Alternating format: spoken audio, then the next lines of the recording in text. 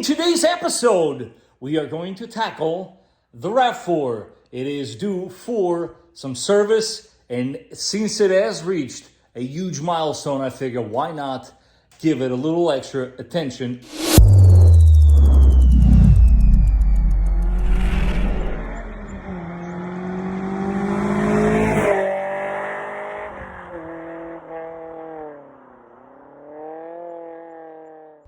Ladies and gentlemen, welcome back to the channel. This is the Vikings Garage. Let's take a quick look and see what we'll be tackling today. So, as I'm sure you figured out by now, it has reached a big milestone. I asked my wife nicely, hey, can you please keep an eye on it and try to capture the moment? And this is the best that we got. Talk about close but no cigar. That's all right. I think it's funny because it even shows the maintenance light and all that other jazz, but there you have it. This will be a review on our 4Runner for what it's been like to live with for the last 5 years and 100,000 miles. We're going to give it some love today. If you want to learn how to do some maintenance yourself, stay tuned. We'll be changing the cabin air filter, engine air filter. We're going to dump some of this in the gas tank. Oil change, of course. I was going to do the PCV valve in today's episode. That might have to be a dedicated episode because I completely forgot to order the intake manifold gasket and throttle body gasket for that matter. We will be doing a coolant flush as well, checking the health status of the battery, and I'll show you a trick with white lithium grease that after 5 years, I'm sure it's going to be much needed on this guy right here. Just like with every other maintenance item here, guys, I will let you know in 100,000 miles how often I did. But now I think it's definitely one of those things that's worth showing because most people do not know how to change this wiper that pops up like so. And the reason why you want to pop that up is because you want to get yourself as much clearance as possible. Lay the new one right there. Go like so. Of course, you don't want this slapping on the windshield, although it is plastic. I'm not sure if it would damage it, but we don't want to find out today, right? And then this one, you go in on an angle and should click, pull it down, and like so.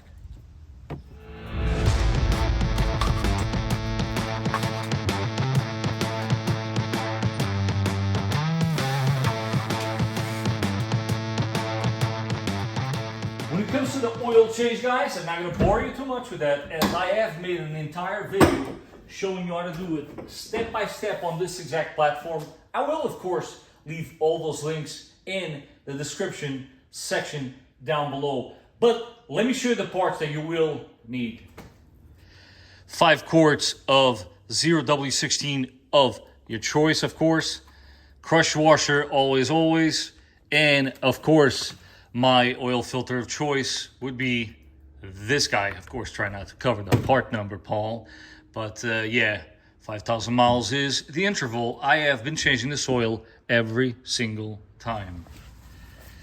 I mean, not that there's anything to see here, guys, but oil on a RAV4 with the mileage like this one has, yeah, should be perfectly fine. Why? Because I change it every 5,000. And yeah, clearly it's very obvious that you can still see some light through it, which basically tells you we're doing the right thing here. Now, let me show you how you can reset your maintenance light. You're going to be utilizing this guy right here, and you're going to go all the way to that little gear. You go down to vehicle settings. You're going to press and hold the middle button. Once again, down to schedule maintenance. Press and hold. And now, of course, you go up. You do want to reset it. And that's it. The reset is complete on your maintenance. When it comes to these air filters, guys, I like to change them both at the same time. Goes without saying the importance of changing a cabin air filter. I mean, these things do gather a lot of debris and mildew, dirt, bacteria. Goes without saying, this is the air that is being filtered that goes inside your cabin, the air that you breathe. So it's important to keep it clean. Engine air filter, goes without saying, the cleaner the air that's going inside your engine, the better the whole process is. Let me show you guys a quick clip on how to replace these yourself at home. Super simple. Undo the two tabs. Undo this guy, another one on the side. I like to unplug that. And then out with the old, in with the new. Make sure it's sitting flush. Tabs in the back go in first. Click, click. Connect your mass airflow. Back in, back in. As far as the cabin air filter, first things first, you need to go ahead and remove your glove box. Pull this one to the side, that one to the side, and the whole thing pops open like so. And there's a better shot. That clears now. That also clears. So you can actually take the whole thing out. They usually come off as you leave them like so, as all of the contents will go on the floor. This is basically what we're trying to expose here. Press them like so. Orientation is important. That goes on the bottom. Out with the old filter. And in with the new. Super important here, guys. Orientation is always important. Your filter will have the orientation there for you, along with the case where it's going to sit. Now, this is completely up to you guys. I like to go ahead and grab myself a freshener, which, by the way, is approved by Toyota, and you can douse just a tiny bit, so you don't have to go too crazy. And then if you prefer to do so, you can also get it a little bit in there, because this does indeed disinfect it as well. But back in with the new one. Push it all the way in. Again, once again, we're following instructions here, guys. Right? And again, same kind of story. You gotta get it right in the tabs there, and then it will click into place. Confirm that it's locked in, and you're good to go. You can now go up with the glove box. Don't forget the little rod there, and she's good to go. Fuel additive, guys, of course, the one of your choice. I put at least one of these in the system once a year. Some people believe you should use it more often. It's completely up to you, but for this guy, once a year has worked wonders. As far as some of these top tips for battery maintenance, once again, we got a video down in the description down below. I do want to show you guys the condition of the terminals on this guy for right now. I will be addressing this. You don't want to see anything that is green in color. And negative terminal is actually in pretty good shape. These are two products that I am a firm believer on. I mean, I use them every single day. So let me show you exactly what it is that I do with them. You want to use a wire brush, and you want to knock some of this corrosion out. I don't see the point on disconnecting this particular terminal, as you do not have any corrosion here. Otherwise, I would show you how you can do that. But again, we have a very nice tutorial step by step on how you can do the full process down in the description section below. Now that this is somewhat clean, we're gonna go and hit it with the protector. I do plan on changing this battery right after this winter. This is most likely the last time we're gonna run this battery, as it is now over 5 years old. And more or less, that is typically the life expectancy of your 12-volt battery on your vehicle. Gosh, with all this maintenance, I almost forgot to show you guys a little trick here with the white lithium grease. Check it out. So what you want to do with this bad boy right here is, let's turn this camera around. You apply it right over there. And yes, you can put it on the actual hinges themselves. If you got a squeaky door, this will definitely make it go away. And yes, you can put a tiny bit over here as well. It will not hurt it. Of course, repeat on all doors and take a wild guess. You can also use it on the little hinge for the gas door. As far as the coolant is concerned, It's pretty simple. You can totally do this at home. Remove this guy out of your way. Usually sits here so that you can access the drain plug for your radiator. To the best of my abilities, I'm going to try to show you guys exactly where it is located. And come on, can we zoom in?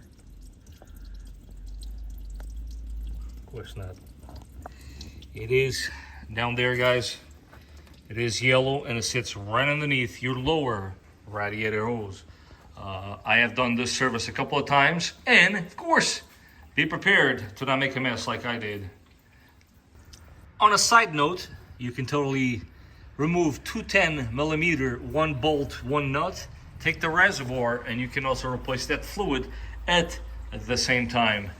Now, I know some of you might be wondering, why isn't he showing us every single detail? Guys, in this episode, I'm going to emphasize this through and through, that there are lots of these do-it-yourself episodes on my playlist. So if you feel so inclined to do some of this maintenance yourself at home, or if you want to see some of the links on the products shown here, they'll be in the description down below. But I think we all agree we want to get to what's actually failed, what's actually been some of the downsides of owning it for the last 100,000 miles, or should I say 5 years. And that is coming up next. Drink up, buddy, drink up. Guys, at the end of the day, we could spend hours and hours here talking about maintenance this, maintenance that. I think the key that you could take out of this video is that if you stay up with the maintenance, this is by all means a good used car to buy. So do your research, check the Carfax, check the service records. If it's been well maintained, it's worth buying. I would by all means recommend these vehicles still. Although now we are going to cover all the nasty stuff, all the ugly stuff that we had to deal with during our ownership. So at some point there, we were experiencing a little bit of a foul odor on the inside, a bit of mold mildew type of smell, and there was nothing more, nothing less than a small tiny leak from the roof rails. Number one, as mentioned, the roof rails were leaking. New updated clips. There's a few spots that you put some gaskets, and that sorts out the leak. Me personally, we have been experiencing that smell from day one. It is not as accentuated as it was before I did the fix, but if I must be honest, it's one of the annoying things, to me at least. My wife apparently doesn't bother her. She barely even smells it. But because I don't drive the vehicle every day, when I get in it, I can sense a little bit, just a little bit. So odds are I might have to take these roof rails out once more and repeat the task again. Second one was the high pressure fuel pump. And when I say a leak, it's not even a leak, guys. It's more like a vapor sweat kind of thing, a little bit stained by the line. Again, customer support program, was covered under warranty. And yeah, no complaints. I never even actually smelled the gas inside the vehicle. But it's one of those things, I knew about it. I inspected it, and sure enough, it did have that staining around that fuel line. And the third and last one would be the coolant bypass valve. If you're here watching this video and you own a RAV4 of this generation, odds are you already had yours replaced. If you by any chance get this light coming on, that is most likely what the issue is going to be. The valves internally are failing. They're leaking into the connectors.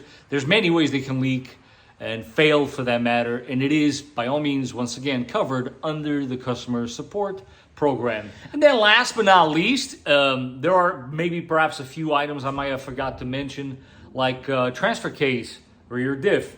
I've done the fluid on those every 30,000 miles. If I have some footage of me doing that, I will include it here.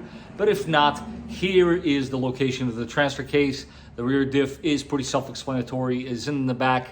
Guys, that has a special fluid inside of it. Make sure you use the same fluid. Brake fluid was done, or I should say flushed, twice now. The very first time was done at 60, and we just did it again at 90. comes out clear every single time, and that's the way you want to see it. Don't run that brake fluid for long periods of time, as brake fluid has a tendency of absorbing moisture, and water in your brake fluid equals bad news. Your brake pedal feel will be not as good as it should be, and you should never let it get to that point. Tires, we were in need of tires at about 45,000 miles. I still believe till this day that that was a bit premature. We went ahead and picked Michelin Latitude. They are still the same ones, 60 almost 1,000 miles later, 55,000 miles later, with 630 seconds on them. We love these tires. I also do rotate them every 5,000 miles, and I do the four-wheel alignment at least once a year.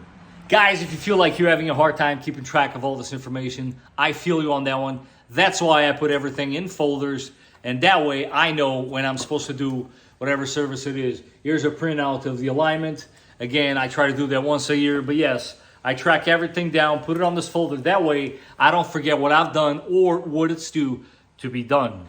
I should have probably started the episode with the following message, but as they say, it's better late than never. Guys, I'm doing all of this as a token of my appreciation for everything that my wife does for us.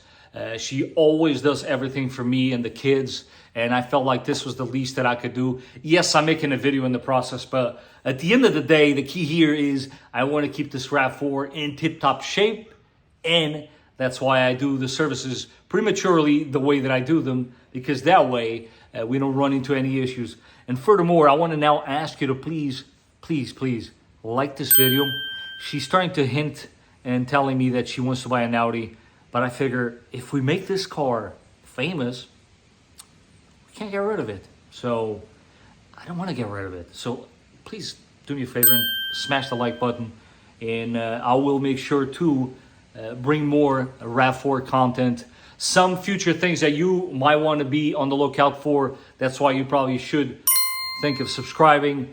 Would be, I'm going to go ahead and replace the battery. There's not a whole lot to do with that. PCV valve once and for all. We're going to go ahead and replace that. I was caught with my pants down, no point intended here, and I was not able to source out the necessary gaskets involved with the intake manifold, because that's right, they placed this bad boy right behind your intake manifold. So there is a few gaskets in there you should replace while you're in there. And on that note, guys, that is going to be all for today. I do want to take this opportunity to thank you for watching, and stay tuned. Lots more coming. And I will catch you guys on the next one. This thing is pretty dirty. I think we're going to give her a wash too. What do you guys think? Catch you guys on the next one.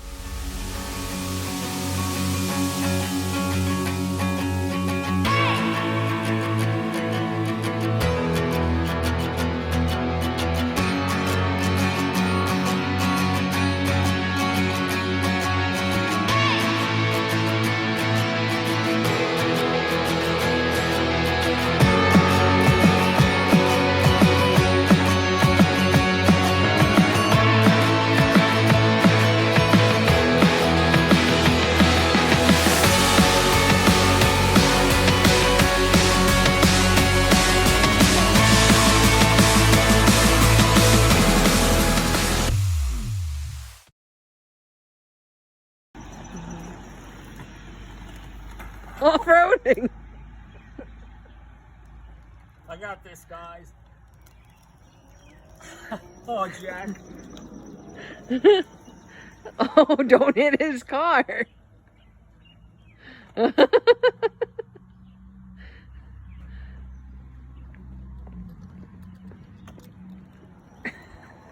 going back in.